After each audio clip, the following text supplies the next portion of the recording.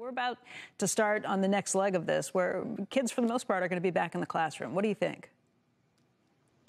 Yeah, it's going to be a tough back to school. The good thing is we are getting to the light at the end of the tunnel. Most of the communities are actually back in school physically, which I think is a big deal just from a social emotional point of view.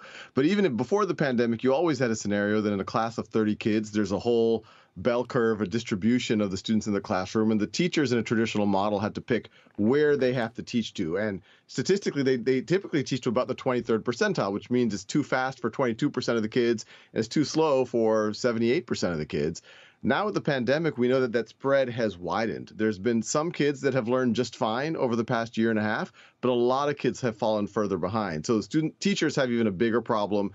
Parents have even a bigger problem of, with that wider spread in 30 kids, how does that teacher address the needs of all of them? And this is where we've always talked about, actually ed schools have always talked about, the gold standard is to differentiate, to try to meet every student where they are.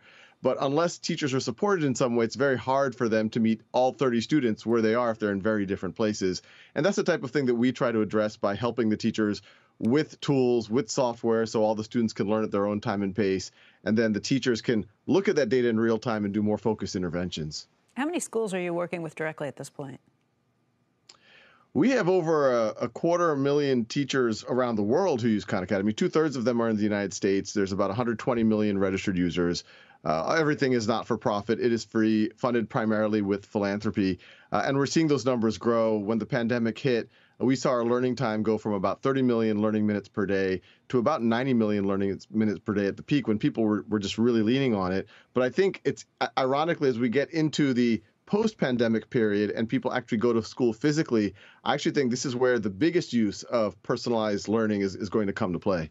That it's such an interesting concept, and it's a little hard for me to get my head around because I think, anybody with kids has looked at this and thought, oh, please let them get back in the classroom. It's so much harder to learn for most kids online.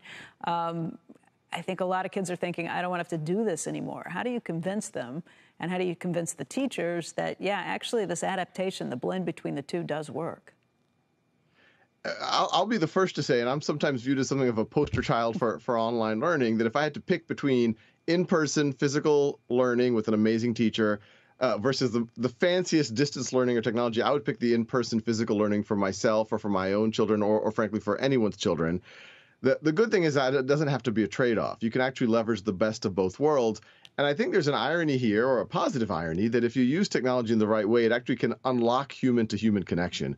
We know the traditional classrooms, the ones that you and I grew up with, sometimes you have to be very passive. You have to put your finger on your lips, and you have to pretend like you were paying attention. The classrooms that we're seeing now, when they use technology well, the students are actually able to be engaged. They're actively learning right at their learning edge, so to speak. The teacher is able to get real-time information and then do focus interventions with the students who need it. Maybe they are unblocked on an academic concept. Maybe they just need a gentle nudge because they're demotivated in some way. Or even better, the teacher can pair the students up into groups and say, hey, the three of y'all are still working on that. Why don't you work on that together? Or student A can tutor student B. So in a classroom like that, all of a sudden you're actually leveraging the fact that human beings are together physically, as opposed to just lecturing at them the same way that you could do online or through a video.